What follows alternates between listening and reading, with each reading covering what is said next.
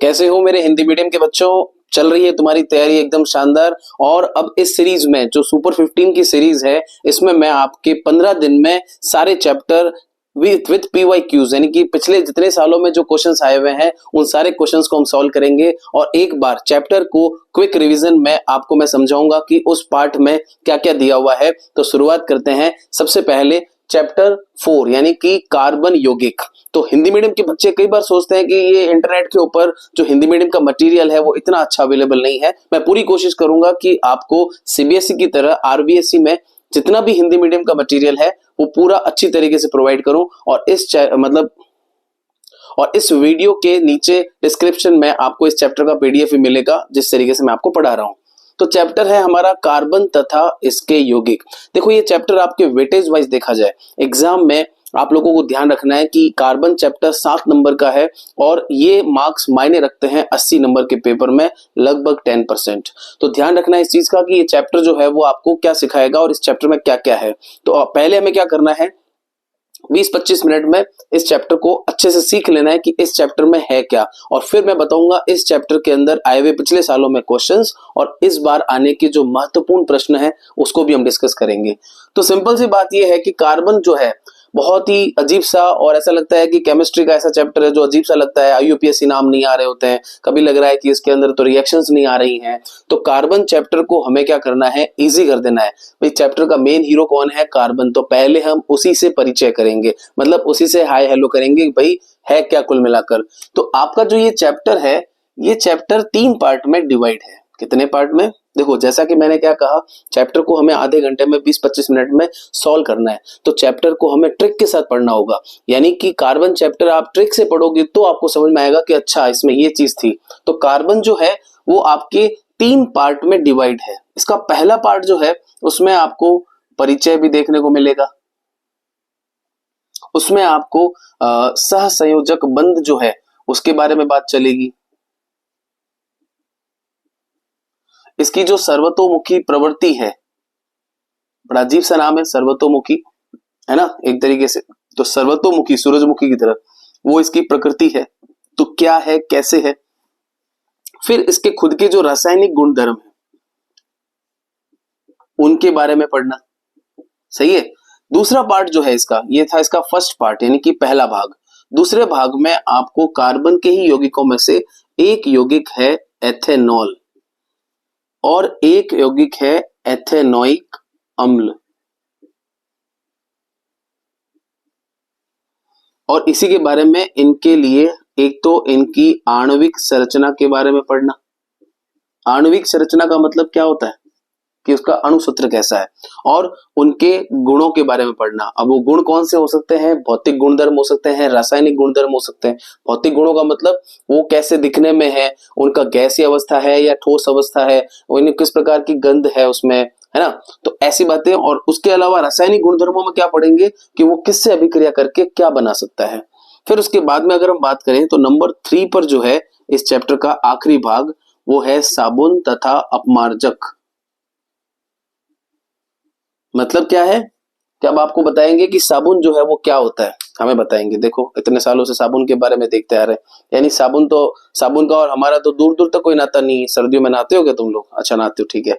तो साबुन और अपमार्जक के बारे में हमें पढ़ना है। ये चैप्टर अपना 3 पार्ट में डिवाइड है। अच्छा साबुन और अपमार्जक में भी क्या देखना है, इनकी परिभाषा, इनका भी आणविक सूत्र यानी कि अणुसूत्र, है ना, इनकी क्रियाविधि। भाई ऐसा क्या है इस साबुन में जो मैल को उतार देता है।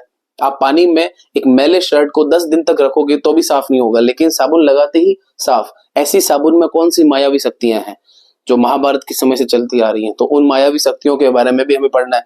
तो चैप्टर को बहुत ही आसान करते हुए हम इसके पहले भाग को उठाते हैं और फटाफट सीखते हैं, ठीक है। तो कार्बन चैप्टर को जितना टफ तुम समझते हो उतना टफ नहीं है। कार्बन बहुत ही अच्छा चैप्टर है। बस इस चैप्टर का हीरो कार्बन है तो कार्बन से दोस्ती बना के रखनी है। अभी फटाफट चुटकियों में चैप्टर हो जाएगा हमारा सॉल्व। और जो जो बातें मैं बताऊंगा उनको ढंग से सीखना है। और इसके नोट्स नीचे डिस्क्रिप्शन में PDF में अवेलेबल है, वहां से आप डाउनलोड करके और प्रिंट निकाल लेना, तो बहुत ही अच्छा हो जाएगा। तो कार्बन के लिए सबसे पहले बात की जाए परिचय की, तो मुझे एक बात बताओ, जेड का मतलब क्या होता है? परमाणु क्रमांक। कार्बन का परमाणु क्रमांक होता है 6। इसका मतलब क्या है, इसमें 6 इलेक्ट्रॉन है, 6 प्रोटॉन है और 6 ही न्यूट्रॉन है, क्योंकि इसका परमाणु भार यानी परमाणु द्रव्यमान कितना होता है 12। तो 12 माइनस 6 करते हैं तो ये होता है। ये हमने 9th क्लास में सीखा है, 9वीं में सीखा है, आपको याद होगा। नहीं याद है तो भी ध्यान रखना कि किसी भी परमाणु का जितना क्रमांक उतने ही इलेक्ट्रॉन उतने ही प्रोटॉन होते हैं, क्योंकि किसी भी परमाणु को उसके प्रोटॉनों की संख्या से ही उसके क्रमांक को निर्धारित किया जाता है। तो सिंपल बात अगर हम करें तो इसका परमाणु क्रमांक कितना है 6, इसमें इलेक्ट्रॉन कितने हैं 6।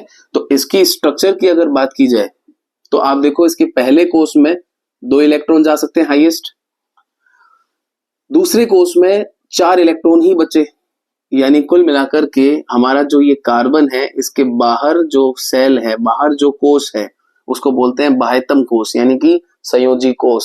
इसके बाह्यतम कोष में 4 इलेक्ट्रॉन है।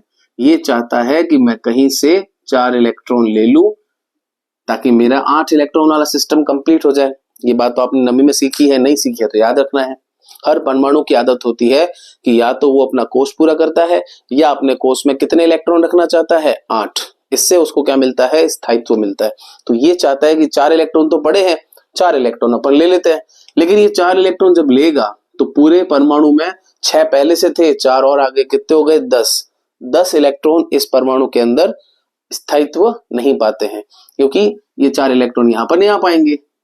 तब ये क्या सोचता है कि काम करते हैं, ये अपने पास में जो कॉन्फ़िगरेशन यानी विन्यास था 2-4 का, उसमें से 4 इलेक्ट्रॉन अपन क्या करते हैं वापस निकाल देते हैं। अगर ये 4 इलेक्ट्रॉन निकल गए तो अपने पास में के कोष यानी पहले कोष में कितने रह जाएंगे 2, और उसमें हाईएस्ट कितने रहते हैं 2 ही रहते हैं, तो हमारा भी काम हो जाएगा।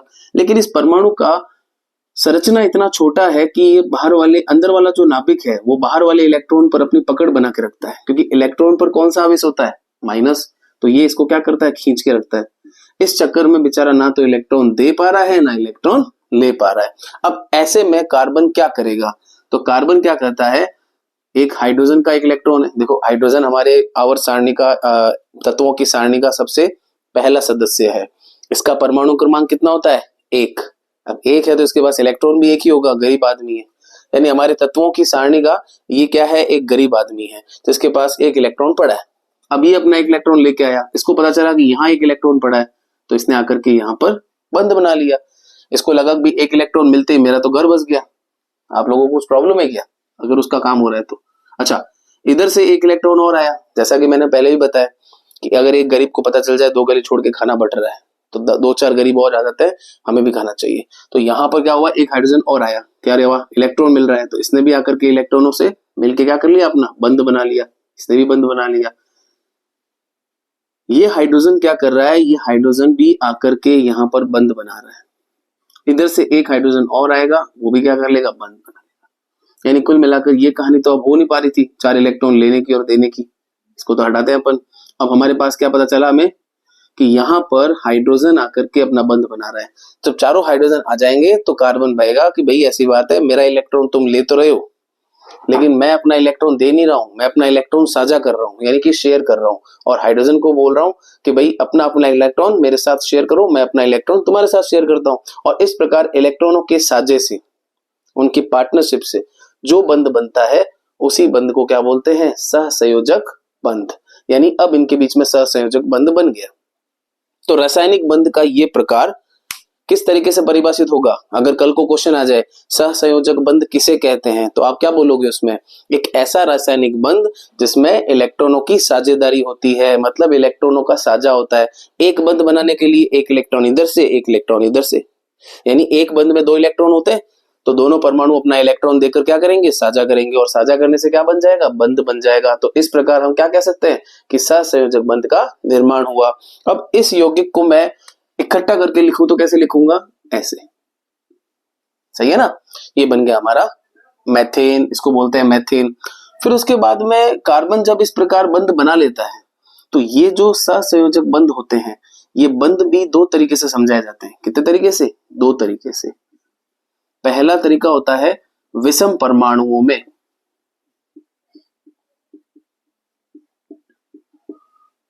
और दूसरा तरीका होता है इसके अंदर कार्बन यौगिकों में,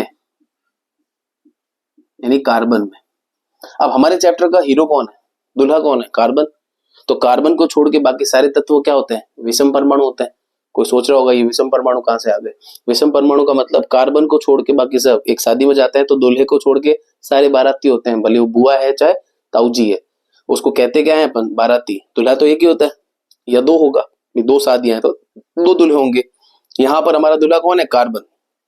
कार्बन को छोड़ के बाकी सब कौन है, विषम परमाणु।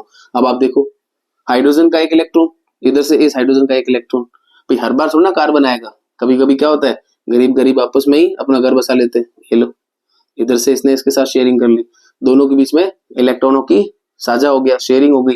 इसको अपन कैसे लिख सकते हैं, एकल बंध के साथ, या फिर कैसे लिख सकते हैं H2।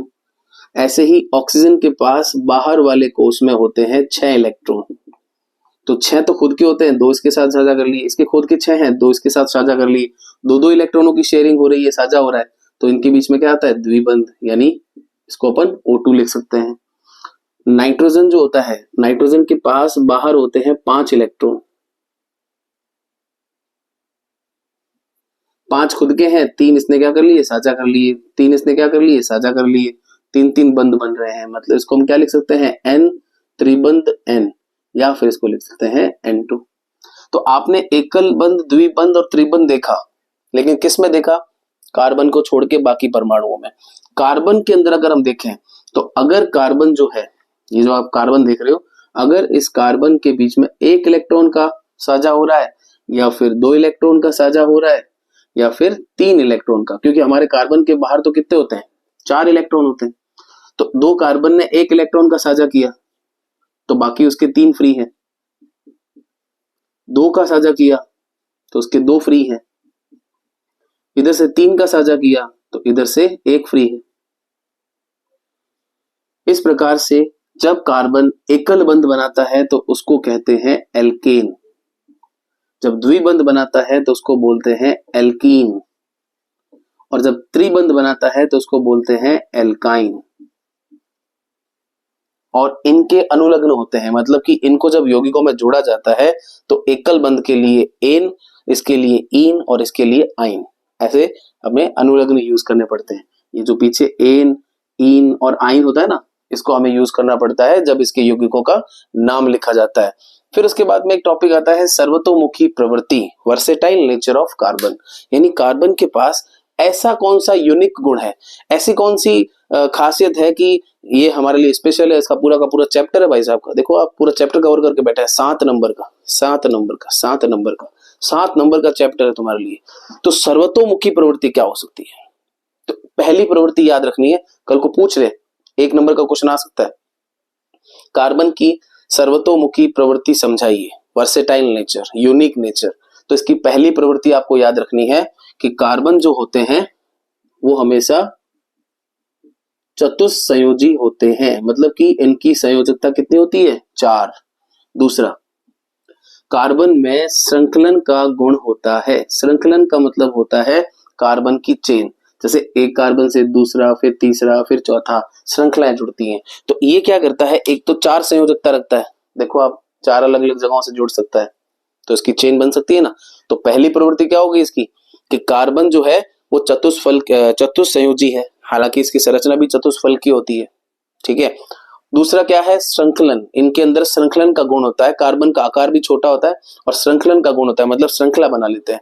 तो ये जो कार्बन के यौगिक होते हैं ये बहुत ज्यादा फैले हुए होते हैं और बहुत सारे होते हैं, मतलब इन यौगिकों के नाम जो होते हैं वो हम रट ही नहीं सकते, याद कर ही नहीं सकते। उसके लिए तो क्या होता है, उसके लिए एक नियम होता है, उसके लिए एक नामकरण की प्रणाली है जिसको बोलते हैं IUPAC नामकरण। तो अब आपको मैं क्या सिखाऊंगा, IUPAC नामकरण। ये वाली बात समझ में आ गई, और ये हमारा टारगेट है।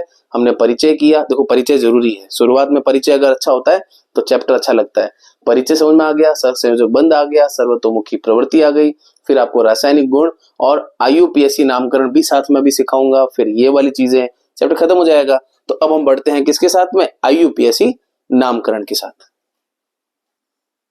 अभी हमने पढ़ा कि सर्वतोमुखी प्रवृत्ति मतलब कि वर्सेटाइल नेचर, कार्बन की वर्सेटाइल नेचर में मैंने आपको 2 बातें बताई। पहली क्या बताई कि कार्बन चतुस्संयोजी होते हैं, और दूसरा कार्बन श्रृंखलन करते हैं। देखो श्रृंखलन करने से कार्बन के जो यौगिक हैं वो 1 कार्बन, 2 कार्बन, 4 कार्बन, बहुत सारे हो सकते हैं। तो इतने सारे यौगिकों का नाम याद रखना मुश्किल होता है, उसके लिए आपको मैं बताऊंगा आईयूपीएसी नामकरण। ठीक है, तो आईयूपीएसी नामकरण जो होता है वो कैसे होता है, और आईयूपीएसी नामकरण के जो 2 नंबर के क्वेश्चन आते हैं फिक्स है, वो आप कैसे सॉल्व करोगे, उसका मैं आपको एक ऐसा तरीका बताऊंगा कि 10 सेकंड के अंदर आप 5 क्वेश्चन सॉल्व कर सकते हो। ठीक है, तो आईयूपीएसी नामकरण वाले पार्ट को एक बार हम पहले देख सकते हैं। ठीक है, तो सबसे पहले बात करते हैं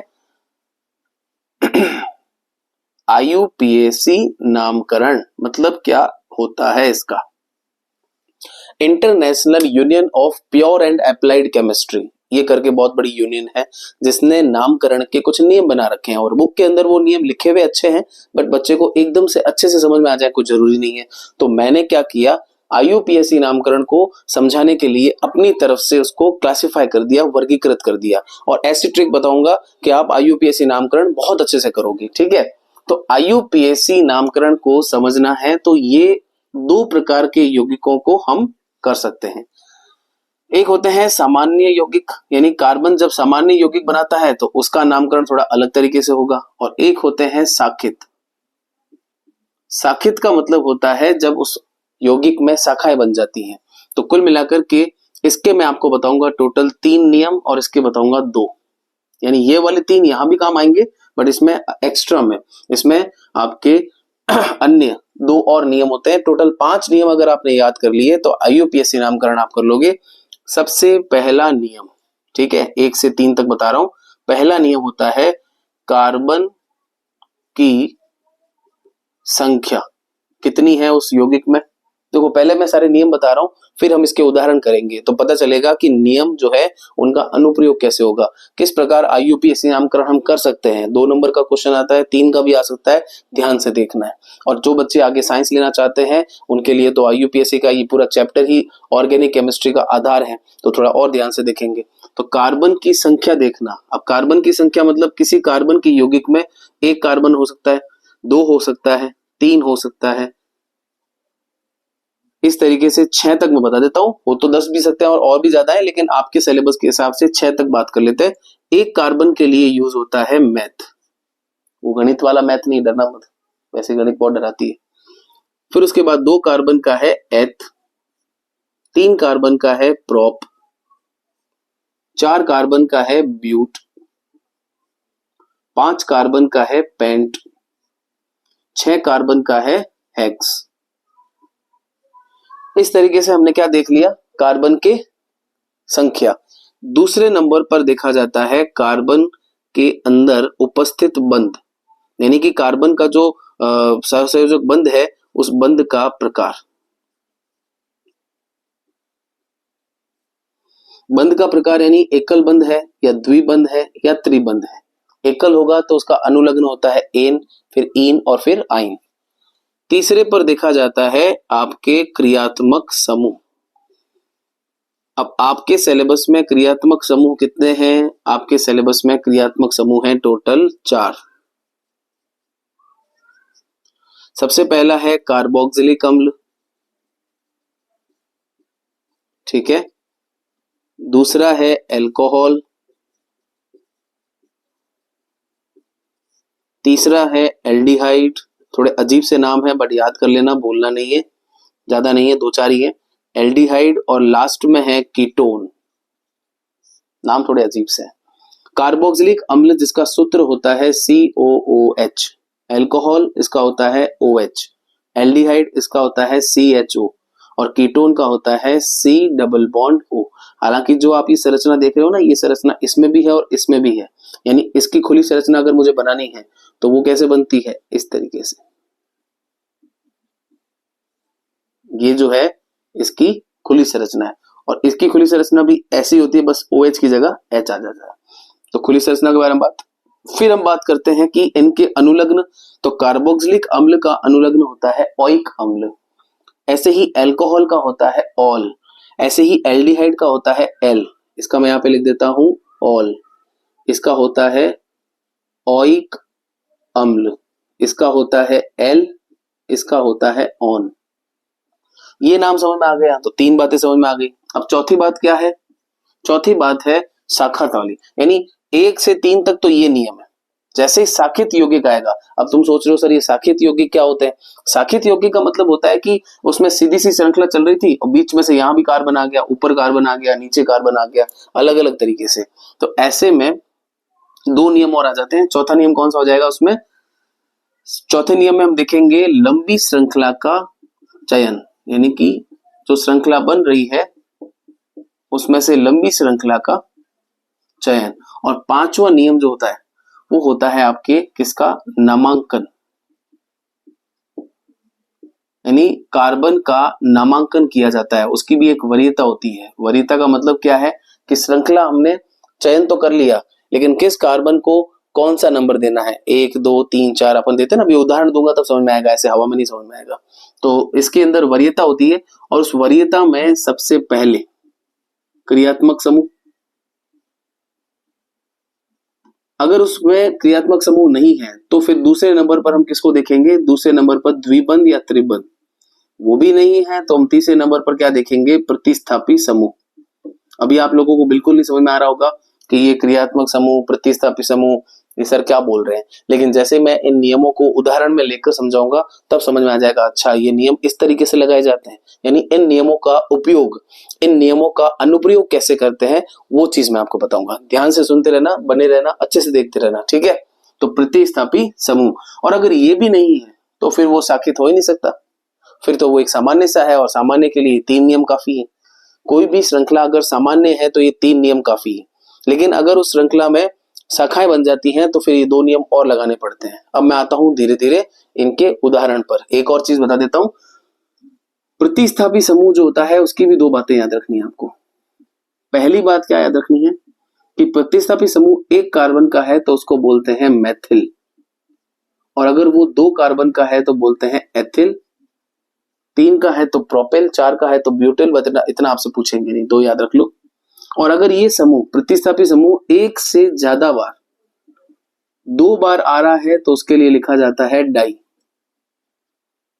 3 बार आ रहा है तो उसके लिए लिखा जाता है ट्राई, 4 बार होता है तो उसको बोलते हैं टेट्रा।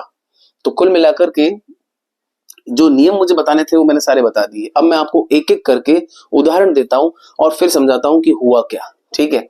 आपके सामने एक सामान्य सा कार्बन का यौगिक है जिसमें आप देख रहे हो कि 3 कार्बन जुड़े हुए हैं, सही है? इन तीनों कार्बन को ध्यान से देखो।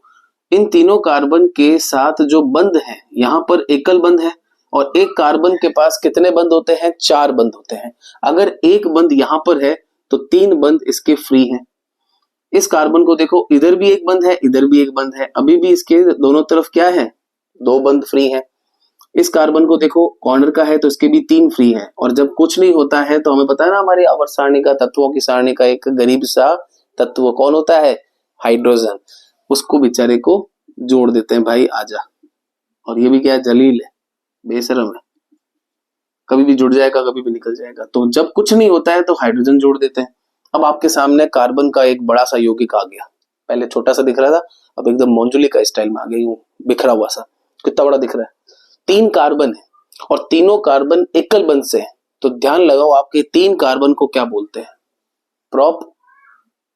3 कार्बन एकल बंध से जुड़े हैं, तो एकल बंध के लिए मैंने कहा था एन, एल्केन, एल्कीन, एल्काइन। तो अनुलग्न क्या होता है? एन, इन और आइन। मतलब क्या है कि प्रोप के साथ एन आ जाएगा तो इसका नाम क्या बन जाएगा? प्रोपेन। तो इसका नाम लिखेंगे हम प्रोपेन। ठीक है? अब देखो, ये हमने सिर्फ और सिर्फ 2 नियम लगाए हैं। अब एक काम करते हैं, इस वाले हाइड्रोजन को हटा दिया और इधर हमने लगा दिया OH ग्रुप। OH लगाते ही क्या पता चला कि एक क्रियात्मक समूह आ चुका है। क्रियात्मक समूह कौन से होते हैं? ये होते हैं क्रियात्मक समूह, 1 2 3 4। अब OH कौन सा है? देखो आप, ये रहा OH, कौन सा है? एल्कोहल। इसका अनुलग्न क्या होता है? ऑल। ठीक है? तो OH लगने से प्रोप था, एन भी था, अब ऑल आ गया, तो हम क्या लिखेंगे? Prop plus an plus ol. क्या नाम हो गया इसका? प्रोपेनॉल। 2021 में या 22 में ये एग्जाम में आया वो क्वेश्चन था। दिख रहा है इतना बड़ा सा था, बट नाम इतना सा था, प्रोपेनॉल। तो लिखने में कितना आसान हो गया। नियम याद है तो आप लिख सकते हो प्रोपेनॉल। अब एक और बढ़ते हैं आगे अपन। जैसे मैं क्या करता हूं, यहां पे इस तरीके से एक कार्बन मैंने ऐड कर दिया। अब आपको क्या लग रहा है, एक श्रृंखला के साथ में कोई शाखा बन गई, यानी यहां पर ये शाखा बन चुकी है, इसका मतलब क्या है, एक शाखा यहां बना लेते हैं, ठीक है। अब जब ये शाखा यहां बन गई है तो आप देख रहे हो कि एक सीधी श्रृंखला, उसके बाद में ये, उसके बाद में ये, तो मैं क्या करूंगा, यहाँ पर एक लंबी श्रृंखला का चयन करूंगा। और लंबी श्रृंखला, क्योंकि देखो शाखा बनते ही यहाँ पर पहले चौथा नियम कौन सा आ जाएगा, लंबी श्रृंखला का चयन। और लंबी श्रृंखला अगर देखें तो यहाँ पर 1 2 3 4 5, इनको लेता हूं तो 5 कार्बन आते हैं, 1 2 3 4 5, इनको देखूं तो भी 5 हो रहे हैं, 1 2 3 4 5 6, यानी ये जो श्रृंखला आपको दिख रही है ये कौन सी है, लंबी श्रृंखला है। अच्छा, आप देख रहे होंगे कि सारे कार्बन फ्री है, इन कार्बन के ऊपर मैंने अभी तक हाइड्रोजन नहीं लगाया, तो किस कार्बन पर कितने हाइड्रोजन लगा सकते हैं इसका नॉलेज तो अब हो गया होगा। कॉर्नर वाला कार्बन है तो 3 फ्री है, इस कार्बन को देखो 3 जगहों से बिजी है तो 1 खाली है, ये 2 जगहों से खाली है तो 2 लगा दिए, ये 3 जगहों से भरा हुआ है, 1 जगह से खाली है, ये तीनों जगहों से खाली है, ये 2 जगहों से, ये भी 3 जगहों से। इस प्रकार हमने इन सब के ऊपर हाइड्रोजन लगा दिया। ये सब तो क्लियर हो गया ना कि किस कार्बन पर कितने हाइड्रोजन लग सकते हैं। हर कार्बन का 4 संयोजकता, एक जगह से बिजी है तो 3 खाली है, तीनों हाइड्रोजन लगा दिए। कोई कोई कार्बन ऐसा है जो 3-3 जगहों से बिजी है तो 1 लगा दिया, यानी जितना खाली है उतना हाइड्रोजन हमने लगा दिया। अब जो समूह बाहर रह जाता है, मैंने कहा ना लंबी श्रृंखला का चयन हो गया, जो समूह बाहर रह जाता है उस समूह को हम क्या कहते हैं, प्रतिस्थापी समूह। ये देखो थोड़ी देर पहले मैंने कहा था ना कि प्रतिस्थापी समूह क्या होता है, समझ में नहीं आ रहा होगा। तो जब लंबी श्रृंखला का चयन होता है तो जो समूह बाहर रह जाता है उसको हम क्या कहते हैं, प्रतिस्थापी समूह। और ये प्रतिस्थापी समूह कितने कार्बन का है, 1 कार्बन का, तो इसका भी नाम क्या होगा, मेथिल। इस वाले का भी नाम क्या होगा, मेथिल। अभी तक आईयूपीएसी नाम नहीं आया, ये तो ग्रुप का नाम बता रहा हूं, समूह का नाम। ये मैंने सिर्फ आपको सिखाया है कि नाम कैसे लिख सकते हैं। अब मैं आपको पहले इसका सिंपल रूप बताता हूं। सिंपल रूप कैसे, इस तरीके से, अगर मैं यहाँ पे सीधी श्रृंखला लेता हूं तो 4 कार्बन होते हैं और ऐसे भी 4 होते हैं, तो मैं सीधी ले लेता हूं, ठीक है। इन सबके हाइड्रोजन कितने लगाऊंगा, कॉर्नर वाले पे 3, बीच वाले पे 1, इधर 2, इधर 3, इधर भी 3। जिस कार्बन का जितना बंद खाली है उतने हाइड्रोजन लगा दिया हमने। अब जो बाहर रह गया उसको क्या बोलेंगे, प्रतिस्थापी समूह। ये देखो ये प्रतिस्थापी समूह कौन सा है, ये मेथिल। तो आप ध्यान से देखो, प्रतिस्थापी समूह जो है मेथिल वो जुड़ा हुआ है यहाँ पर। अगर मैं यहां से नंबर देता हूं 1 2 3, तो ये किस नंबर कार्बन पर जुड़ा है, 3 पर। यहां से देखूं तो 2 पर, तो नजदीक कहां से पड़ रहा है, यहां से। तो कहां से नजदीक पड़ रहा है इसकी वरीयता मैंने यहाँ पे बताई थी, जहां से क्रियात्मक समूह नजदीक हो। इस वाले में क्रियात्मक समूह आपको दिख रहा है, नहीं दिख रहा है, तो हम क्या देखेंगे, जहां से द्विबंध या त्रिबंध समूह नजदीक हो, वो भी नहीं दिख रहा है। फिर हम देखेंगे प्रतिस्थापी समूह कहां से नजदीक है, तो प्रतिस्थापी समूह कौन है, ये वाला। और नजदीक कहां से पड़ रहा है, यहां से। तो नंबर हम कहां से करेंगे, यहीं से करेंगे, 1 2 3 4। नंबर 2 पर कौन जुड़ा है, मैथिल समूह। ये देखो मैथिल समूह, तो उसकी स्थिति लिखनी पड़ेगी, तो हम लिखेंगे 2 मैथिल। और मुख्य श्रृंखला कितने कार्बन की है, 4, तो 4 कार्बन को तो ब्यूट कहते हैं और ब्यूटेन हो जाएगा, तो ये बन गया आपके ब्यूटेन। क्या बन गया ये ब्यूटेन बन गया, तो 2 मैथिल ब्यूटेन। अब इसकी बात करते हैं अपन, ये थोड़ा सा बड़ा था ना इसलिए हमने बाद में लिया। तो यहां से देखो 1 2 3 4 5 6, क्यों मैंने यहां से किया, समझ में आ रहा होगा। यहां से करने पर इस मैथिल समूह को 2 नंबर मिल रहा है और यहां से करने पर इस मैथिल समूह को 3 नंबर मिल रहा है, तो नजदीक यहां से पड़ रहा था तो हमने यहां से कर दिया। अब नंबर 2 पर कौन है, मैथिल, और नंबर 4 पर भी कौन है, मैथिल। इसका नाम हो जाएगा 2,4 डाई मैथिल। मेन कार्बन कितने हैं, 6, तो हेक्सेन।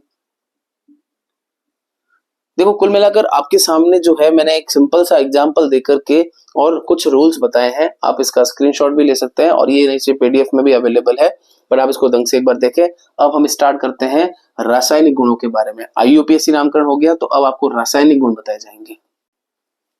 देखो अब है रासायनिक गुणधर्म। जब हमारा कार्बन इतनी सारी अभिक्रियाएं कर लेता है, इतने सारे यौगिक बना लेता है, IUPAC नामकरण देखा, सर्वतोमुखी प्रवृत्ति देखी, सहसंयोजक बंध भी देखा, तो हमारे इस कार्बन के यौगिकों के जो रासायनिक गुणधर्म है, कभी भी रासायनिक गुणधर्मों के बारे में बात आए तो सीधा दिमाग में रखना कि वो किससे अभिक्रिया करेगा और क्या बनाएगा। तो यहाँ पर हमारे पास में 4 प्रकार की अभिक्रियाएं हैं जो कार्बन के यौगिक प्रदर्शित करते हैं, शो करते हैं। पहली कौन सी है, आप देखो यहाँ पे दहन। अब दहन से आपको क्या याद आता है, होलिका दहन, रावण का दहन, ये सब चीजों में क्या देखते हो आप, उनको जलाया जाता है।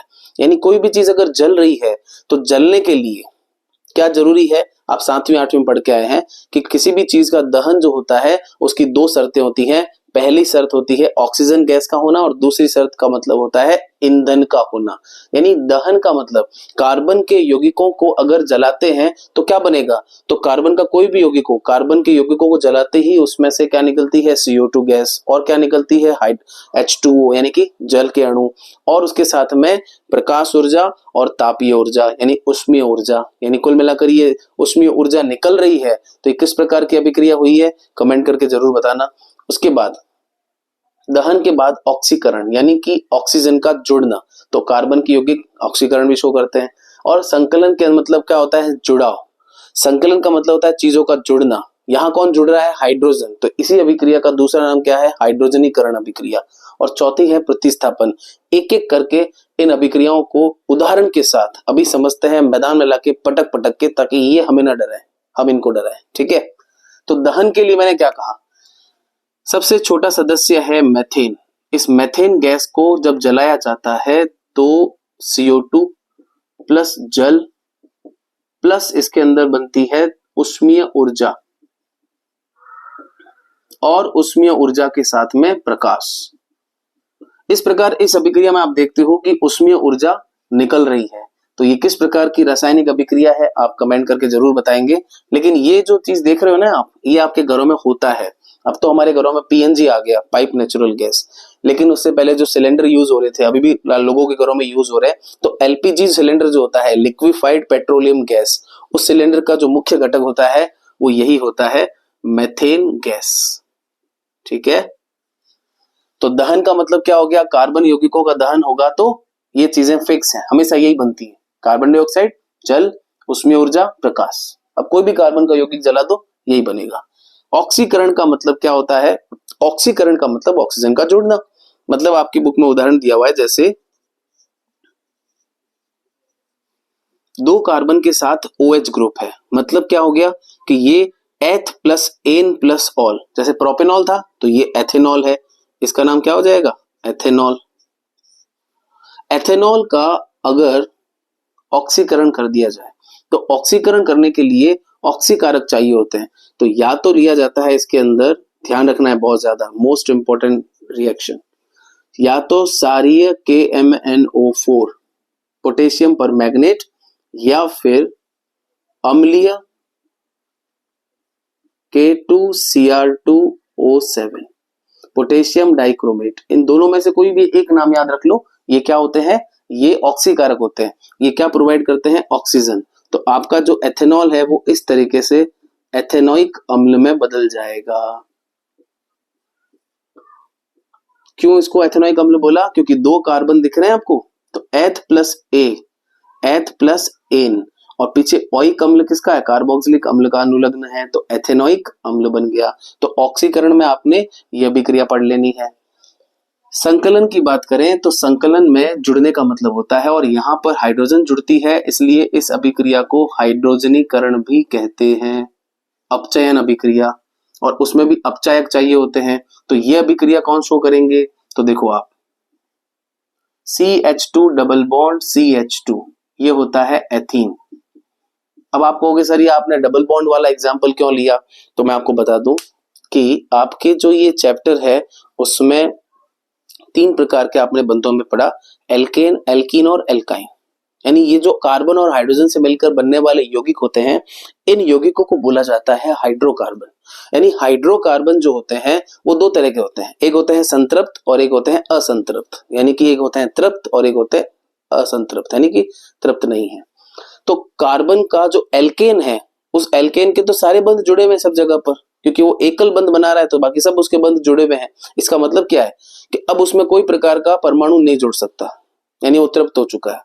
लेकिन अगर हम बात करें द्विबंध की या त्रिबंध की, तो अभी भी अगर मैं यहाँ का द्विबंध हटा दूं और इसको एकल बंध बनाऊं तो दोनों तरफ एक एक हाइड्रोजन और जुड़ जाएंगे। क्यों? यहाँ भी CH3, यहाँ भी CH3। बट होगा कब? जब ये द्विबंध हटेगा। तो द्विबंध और त्रिबंध को हटा करके एकल बंध में लाते हैं तो हाइड्रोजन के जुड़ने के चांस रहते हैं। लेकिन अगर एकल बंध है और ऑलरेडी 3-3 हाइड्रोजन जुड़े हुए हैं तो चौथा हाइड्रोजन तो ला नहीं सकते हम। जैसे मैं उदाहरण देता हूं कि मैंने अपने घर पे 2 बच्चों को बनाया डिनर पे या लंच पे। दोनों में से एक बच्चा जो है वो घर से बढ़िया खा पी के आया, मतलब उसको पता ही नहीं था कि मेरे आना है। अब उसने तो खाना खा लिया, पेट भर गया पूरा। और दूसरा है, उसको पता था आज तो सर के यहाँ दावत है, मतलब कि पार्टी है, जाना ही है अपने को, तो 2 दिन पहले से बिना खाए बैठा है। बोला कि सर के यहाँ जाएंगे, वहीं पे दबा के खाएंगे बढ़िया जोरदार, ठीक है ना। तो कहने का मतलब दोनों बच्चों में से मेरे यहाँ पर आकर के कौन अच्छे तरीके से तृप्त होके खा पाएगा? जिसको भूख है या जिसने खाना नहीं खा रखा। अब जिसने खाना खा रखा है उसको कौन चाहिए होगा? तो जो एल्केन होते हैं उनमें ऑलरेडी सब जुड़ा हुआ होता है। तो एल्केन यानी कि एकल बंध वाले यौगिक यह अभिक्रिया नहीं देते हैं। यह अभिक्रिया कौन देते हैं? द्विबंध और त्रिबंध। तो द्विबंध का मैंने क्या ले लिया? उदाहरण ले लिया।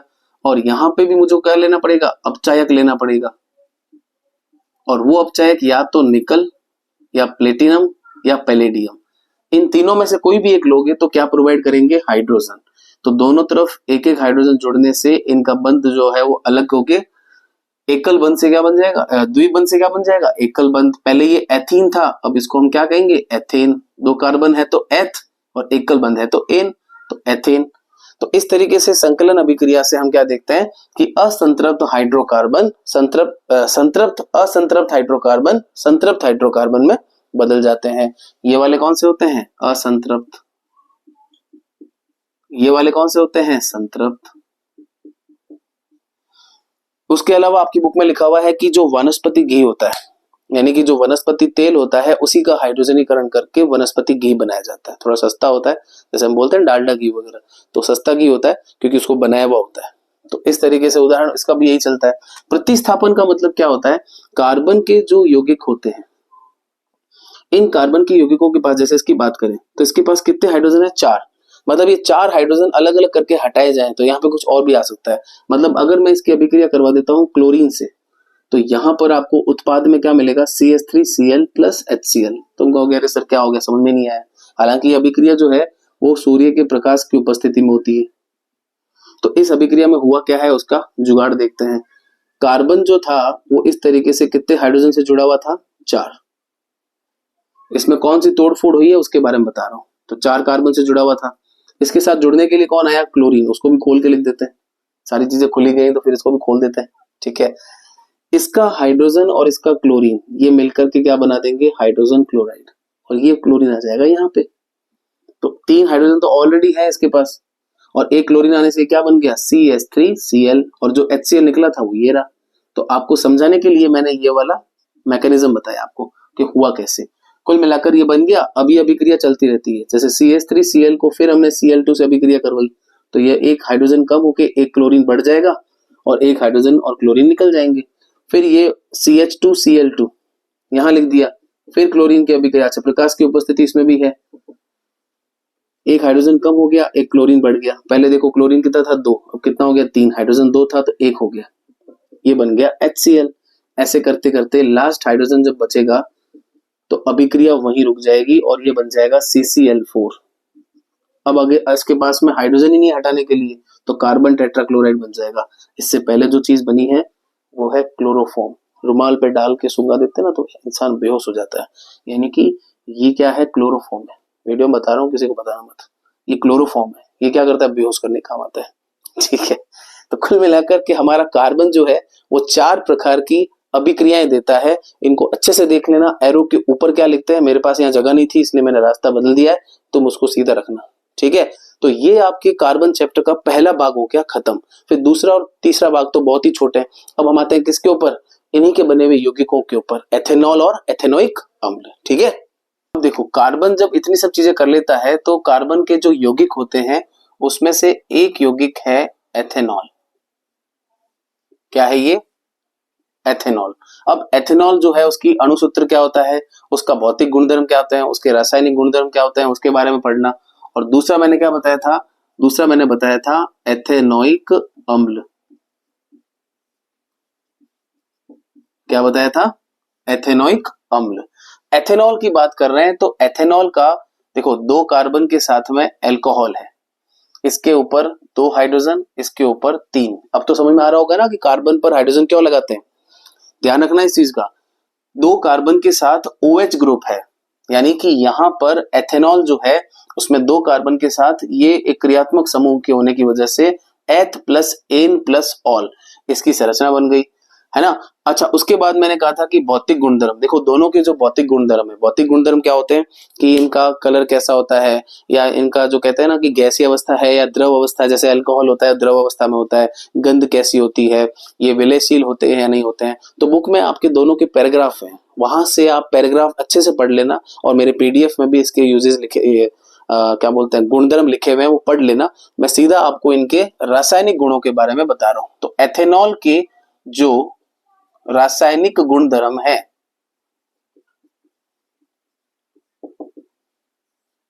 इसका रासायनिक गुणधर्म है, पहला है सोडियम से अभिक्रिया। किससे, सोडियम से। देखो अगर एथेनॉल सोडियम से अभिक्रिया करेगा तो सोडियम से अभिक्रिया करने पर क्या होगा, तो ये है हमारे पास एथेनॉल और ये उसकी अभिक्रिया हो गई सोडियम से। तो सबसे पहले तो क्या बनेगा, CH3COONA, ये Na जो इधर आ जाएगा, हाइड्रोजन हट जाएगा, हाइड्रोजन हट जाएगा, हाइड्रोजन गैस बन के। तो सोडियम से अभिक्रिया होने पर क्या हुआ, दूसरा आपको लिखना है यहां पर सांद्र H2SO4 जिसको बोलते हैं सल्फ्यूरिक अम्ल। अगर इसके साथ गर्म करते हैं, देखो इधर कैसे, CH3CH2OH, ये एक अल्कोहल है, एथेनॉल है, और इसको हम क्या कर रहे हैं, गर्म कर रहे हैं, किसकी उपस्थिति में, सांद्र H2SO4 की उपस्थिति में गर्म कर रहे हैं। तो क्या बन रहा है यहाँ पर, एक तो बन रहा है एथीन, और साथ में क्या बन रहा है यहाँ पर H2O। इसे एथेनॉल का निर्जलीकरण भी कहते हैं, मतलब कि यहाँ पर जल के अणुओं को हटाया जा रहा है ना इसके अंदर से, तो ये एथीन बन गई है। तो इस तरीके से अगर सांद्र H2SO4 जो है उससे अभिक्रिया करवाई जाए, उसकी उपस्थिति में उसको गर्म किया जाए, किसको, एथेनॉल को, तो ये क्या हो जाता है, एथीन बन जाता है। अब इसके अंदर का जुगाड़ बता देता हूं, हालांकि बुक में नहीं है बट याद रखने के लिए आपको क्या करना है, अगर आप भूल जाओ कि बनना क्या है तो आप क्या करो, इस CH3CH2OH को आप कैसे लिख सकते हो, CH2 लिख दिया, एक हाइड्रोजन को नीचे ले लिया, इसका 3 हाइड्रोजन थे ना, एक नीचे ले लिया, और इधर वाला जो CH2 है इसके इधर जो OH है उसको हमने कहा ले लिया नीचे। तो यहाँ का H और OH अगर हटेंगे तो क्या बनेंगे, H2, और ये इलेक्ट्रॉन यहाँ शिफ्ट होकर के क्या बना देंगे, डबल बॉन्ड। तो ये देख लो आप, द्विबंध बन गया, तो ये बन गया एथीन। तो ये एक जुगाड़ है याद रखने का कि भाई प्रोडक्ट यानी उत्पाद बनेगा क्या, ठीक है। उसके बाद हम आते हैं एथेनोइक अम्ल पर। देखो एथेनोइक अम्ल में क्या होता है, एक कार्बन के साथ कार्बोक्सिलिक अम्ल जुड़ा होता है। तो तुम लोग कहोगे सर कार्बोक्सिलिक अम्ल के साथ एक ही कार्बन है तो मेथेनोइक होना चाहिए था, लेकिन यहाँ पर उस क्रियात्मक समूह का कार्बन अगर है तो उसको भी हमें साथ में गिनना पड़ेगा। तो 2 कार्बन की वजह से इसका नाम हो गया एथेनोइक अम्ल। अब इसमें जो कार्बन जुड़ा हुआ है उसकी बाकी 3 संयोजकताएं तो क्या है, फ्री है, तो हमने क्या लगा दिया, हाइड्रोजन लगा दिया, तो CH3COOH। इसके अलावा इसको अगर हम खोल के लिखना चाहें तो इसको खोल के लिखने पर ये इस तरीके से बनेगा, इसके 3 फ्री हैं तो हाइड्रोजन आ गया। तो ऐसे लिखो या फिर ऐसे लिखो, दोनों का मतलब सेम है। अब एथेनोइक अम्ल की पहले अभिक्रिया तो क्या है, वही सोडियम धातु से, और अम्ल धातुओं से अभिक्रिया करते हैं तो हम अम्ल क्षार वाले चैप्टर में पढ़ के आए हैं। नंबरों के हिसाब से, मार्क्स के हिसाब से अम्ल क्षार भी बहुत ज्यादा मार्क्स कवर करता है, 7 नंबर। तो सोडियम से अगर मैं अभिक्रिया करवा दूं तो एक अम्ल धातु से अभिक्रिया करेगा तो एक तो लवण बनाएगा, ये लो लवण बना दिया, साथ में क्या बन गया, हाइड्रोजन गैस। तो ये जो सॉल्ट बना है, जो लवण बना है, ये इस अभिक्रिया का क्या हो गया, मुख्य उत्पाद हो गया, और साथ में गैस बन गई, हाइड्रोजन गैस। ऐसे ही दूसरी अभिक्रिया क्या है, दूसरी अभिक्रिया में एथेनॉल के साथ अभिक्रिया कर लेता है, मतलब जो एथेनोइक अम्ल है वो एथेनॉल से ही अभिक्रिया कर लेता है। यानी आपका जो ये CH3COOH एथेनोइक अम्ल जो है ये CH3CH2OH उस एथेनॉल से अभिक्रिया कर लेता है और एक छोटा सा उत्पाद बनाता है CH3COOCH2CH3, छोटा सा। तुम भी कह रहे होंगे सर मजाक कर रहे हैं। हाँ, छोटा तो नहीं है, बड़ा है, लेकिन इसको भी याद रखने का ट्रिक चाहिए ना तुम लोगों को। मतलब तुम कहोगे हाँ सर ट्रिक तो चाहिए, तो उसकी भी आपको मैं एक ट्रिक बताऊंगा। तो ये जो उत्पाद बना है साथ में क्या बन गया, जल। इस उत्पाद को बोलते हैं एस्टर। क्या बोलते हैं, एस्टर। जोर से बोलो, जय माता दी मत बोलना, एस्टर। तो जय माता दी तो जब जाएंगे, जब वैष्णो देवी जाएंगे या माता जी के दर्शन करने जाएंगे तब बोलेंगे। अभी मैं बोल रहा हूं क्या बोलेंगे इसको, एस्टर। और एस्टर बन रहा है इसीलिए इस अभिक्रिया को बोलते हैं एस्टरीकरण अभिक्रिया। मतलब कि इसकी हेडिंग में हम लिख सकते हैं कि यहां पर क्या हो रहा है, एस्टरीकरण। और एस्टरीकरण किसकी उपस्थिति में होगा, तो अम्लीय माध्यम यानी कि अम्ल की उपस्थिति में। तो आप खुद देखो कि जो एस्टर बना, मैंने कहा छोटा सा उत्पाद है, फिर मैंने कहा नहीं मजाक कर रहा हूँ, बड़ा उत्पाद है, इसको याद रखने की ट्रिक बतानी पड़ेगी।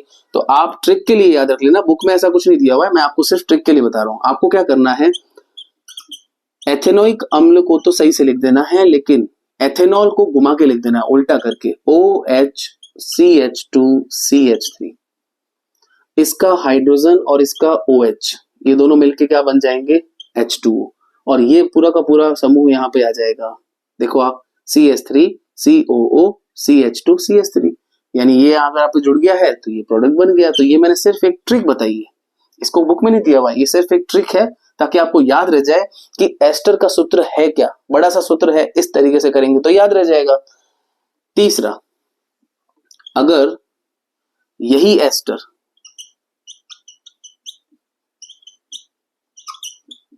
कास्टिक सोडा से अभिक्रिया करवाई जाए, यानी कि सोडियम हाइड्रोक्साइड से, तो यहां पर क्या होगा, सोडियम हाइड्रोक्साइड जो है वो कहां से टूटेगा, यहां से, प्लस में और माइनस में। ये कहां से जुड़े थे, यहां से, माइनस और प्लस। तो प्लस जाएगा माइनस पर, माइनस जाएगा प्लस पर। याद रखने की ट्रिक है, वैसे ऐसा होता नहीं है बट ट्रिक के लिए बता रहा हूं। तो आप लिखोगे CH3COONA और साथ में बन जाएगा CH3CH2OH। ये वाला OH इनके साथ आ जाएगा और ये Na इनके साथ आ जाएगा। और ये जो सूत्र बन रहा है ना, ये एक्चुअल में साबुन का एक सामान्य सूत्र है। हालांकि साबुन का सूत्र जो होता है वो अलग होता है। साबुन का सूत्र होता है C17H35COONA, बट CH और COONA इसमें दिख रहे हैं ना आपको, तो ये साबुन का एक सामान्य सूत्र है। अच्छा, इस अभिक्रिया में साबुन बन रहा है, इसलिए इस अभिक्रिया को साबुनीकरण भी कहते हैं। कल को क्वेश्चन आ जाए साबुनीकरण अभिक्रिया समझाइए, तो ये साबुनीकरण अभिक्रिया है। और चौथे में आपका जो ये अम्ल है, इसकी अभिक्रिया धातु कार्बोनेट से या धातु बाइकार्बोनेट से करवाते हैं, तो हमें यहाँ पर एक तो मिलता है लवण, साथ में इसके H2O और उसके साथ में CO2 यानी कार्बन डाइऑक्साइड गैस बनती है। और ये आपके काम आता है परीक्षण में भी, यानी कि एथेनॉल और एथेनोइक अम्ल को परीक्षण किया जाए कि कौन क्या है। उस वक्त में सोडियम कार्बोनेट यानी धातु कार्बोनेट के साथ में अम्ल जो होते हैं वो कार्बन डाइऑक्साइड गैस देते हैं, लेकिन एथेनॉल जो होता है वो इनके साथ में यह अभिक्रिया नहीं देता। तो कुल मिलाकर के ये आपके एथेनॉल और एथेनोइक अम्ल के क्या हैं, गुणधर्म है, जिसमें आपके भौतिक गुणधर्म तो आपको पीडीएफ से या बुक से याद कर लेने हैं, बाकी मैंने आपको इन्फॉर्मेशन दे दी है। अच्छा, ये आपको सारा टॉपिक कैसा लग रहा है आप कमेंट में जरूर बताना। और अगर आपने सब्सक्राइब नहीं कर रखा है तो मेरा ये चैनल सब्सक्राइब जरूर करना, ताकि मैं आगे और ऐसा कंटेंट आपके लिए बना पाऊं। हालांकि सीरीज कंटिन्यू रहेगी, 10 दिन या 15 दिन में मुझे सारा पूरा सिलेबस कवर करना है, ठीक है, रेगुलर बने रहना है। अब हम सीखेंगे इसका एक टॉपिक, साबुन। इस चैप्टर का आखिरी भाग है और इसके बारे में सबसे पहले हम देखें तो इसका सूत्र होता है C17H35COONA। इसके सूत्रों को देख के इसकी परिभाषा निकल सकती है, अपने को रटने की जरूरत ही नहीं है। यानी कुल मिला के साबुन क्या है, तो साबुन एक प्रकार से कार्बोक्सिलिक अम्ल के सोडियम या पोटेशियम लवण की लंबी श्रृंखला वाले यौगिक होते हैं। मतलब कि यहाँ पर आप सोडियम देख रहे हो जो इस तरीके से जुड़ा है। अब इसकी संरचना की बात की जाए तो इसकी संरचना में आपको दो चीजें दिख रही हैं। एक दिख रहा है इसका शीर्ष भाग, ये वाला हेड पार्ट बोलते हैं इसको, और एक दिख रहा है आपको टेल पार्ट यानी कि इसका पूंछ वाला पार्ट। अब यहाँ पे शीर्ष भाग जो होता है वो जल रागी होता है। कैसा होता है? जल रागी, जिसको हम जल स्नेही भी कहते हैं। जल रागी कह दो या फिर जल स्नेही कह दो। और पूंछ वाले भाग को हम क्या बोलेंगे? पूंछ वाले भाग को बोलते हैं जल विरागी भाग, यानी कि इसको बोलते हैं जल विरोधी भाग। क्या बोलते हैं इसको? जल विरोधी भाग। अब इसका जो शीर्ष भाग होता है आगे वाला, वो जल रागी होता है, वो जल से अभिक्रिया कर सकता है और ये वाला भाग नहीं कर सकता। तो इस प्रकार एक साबुन के अणु की हमारे पास आणविक संरचना भी आ गई। अच्छा, साबुन को बनाने के लिए क्या किया जाता है? तो उच्च वसीय अम्ल, उच्च वसीय अम्ल की अभिक्रिया अगर कास्टिक सोडा से करवाई जाए, कास्टिक सोडा मतलब NaOH, तो आपको उत्पाद के रूप में साबुन तथा ग्लिसरॉल, ध्यान रखना कई बार एमसीक्यूज में पूछ लेते हैं, ये साबुन के साथ में आपको ग्लिसरॉल मिलता है सह उत्पाद के रूप में। तो साबुन किस तरीके से बनता है वो भी आ गया, इसकी संरचना, इसकी परिभाषा, यानी कि कार्बोक्सिलिक अम्ल की सोडियम और पोटेशियम लवण की लंबी श्रृंखला वाले यौगिकों को क्या बोला जाता है? साबुन बोला जाता है। अच्छा, साबुन जो होते हैं वो सिर्फ मृदु जल से अभिक्रिया करते हैं, कठोर जल से अभिक्रिया नहीं करते, सॉफ्ट वाटर से करेंगे, हार्ड वाटर से नहीं करेंगे। अच्छा, जल की कठोरता यानी कि जो वाटर की हार्डनेस होती है वो किसकी वजह से होती है? तो उसमें उपस्थित कैल्शियम और मैग्नीशियम आयनों की वजह से। जीके का क्वेश्चन है, कभी भी पूछते हैं तो आपको याद होना चाहिए। अच्छा, साबुन जो होते हैं वो क्या होते हैं? मृदु जल से अभिक्रिया करते हैं। लेकिन इस चीज को सॉल्व करने के लिए हमारे सामने एक और चीज होती है, अपमार्जक। अपमार्जक ऐसा होता है जिसको हम कहते हैं डिटर्जेंट्स, है ना। ये कैसे होते हैं? ये साबुन को, मतलब ये मृदु जल हो या कठोर जल हो, कैसा भी जल हो, उसे अभिक्रिया कर लेते हैं। ऐसा साबुन में क्या होता है कि ये हमारे कपड़े के ऊपर उपस्थित मैल को हटा देते हैं। यानी आपके हाथ अगर मैल से या फिर किसी चिकनाई युक्त चीज से जुड़े हुए हैं और आपके हाथों में ऑयली यानी कि तेल वाली चीज है, तो पानी से साफ करने पर वो चिकनाई जाती नहीं है, लेकिन जैसे साबुन लगाते हैं तो वो चीज चली जाती है। तो साबुन की उन्हीं मायावी शक्तियों की बात करें तो कुछ नहीं है ऐसा, सिंपल सी बात है।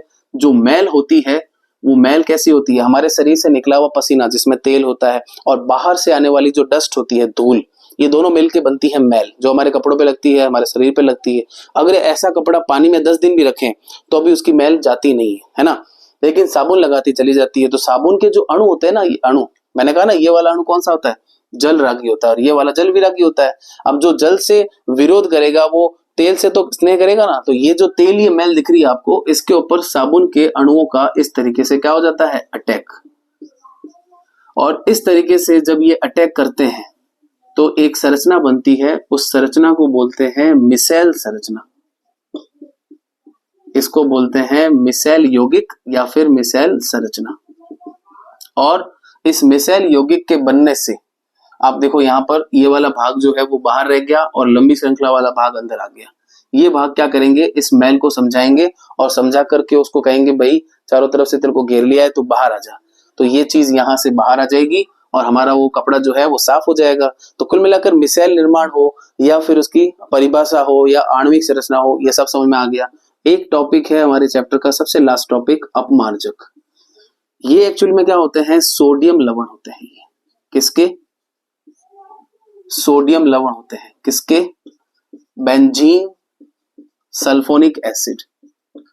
ये जो सल्फोनिक अम्ल होता है उस बेंजीन सल्फोनिक अम्ल के सोडियम लवण कह दो, या फिर जो अमोनियम है उस अमोनियम के क्लोराइड या फिर ब्रोमाइड, उनको क्या बोलते हैं? अपमार्जक।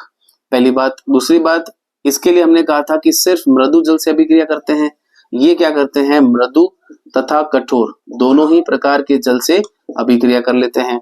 तीसरा, इनको शैम्पू बनाने में या फिर कॉस्मेटिक चीजें में या फिर साफ सफाई की जो धोने की चीजें होती हैं उनको बनाने में, ऐसे ऐसे प्रोडक्ट्स में क्या किया जाता है? अपमार्जक का उपयोग किया जाता है। तो देखो बच्चों, हिंदी मीडियम के अंदर आपका जो कार्बन का चैप्टर है 3 भागों में था। पहला भाग था जिसमें हमने परिचय, सहसंयोजक बंध, सर्वतोमुखी प्रवृत्ति, आईयूपीएसी नामकरण और उसमें हमने पढ़ा था रासायनिक गुणधर्म। ठीक है। उसके बाद हमने इस चैप्टर का बीच का भाग था सेकंड, एथेनॉल और एथेनोइक अम्ल की अभिक्रियाएं और उनके बारे में, और लास्ट में साबुन के बारे में बात कर रहे हैं। तो ये सारा आपको नीचे डिस्क्रिप्शन में पीडीएफ के अंदर भी अवेलेबल है, आप डाउनलोड करके उसको पढ़ सकते हैं। और इस 1 घंटे के यानी कि इस 1 शॉट में आपको कितना समझ में आया वो भी आपको कमेंट करके बताना है। और इससे जुड़े हुए जो क्वेश्चन क्वेश्चंस हैं वो भी मैंने पीडीएफ में डाल दिए हैं, तो आप वहां से जरूर जाकर के देखेंगे और बताएंगे कि आपको ये कैसा लगा। ठीक है, ऑल द बेस्ट।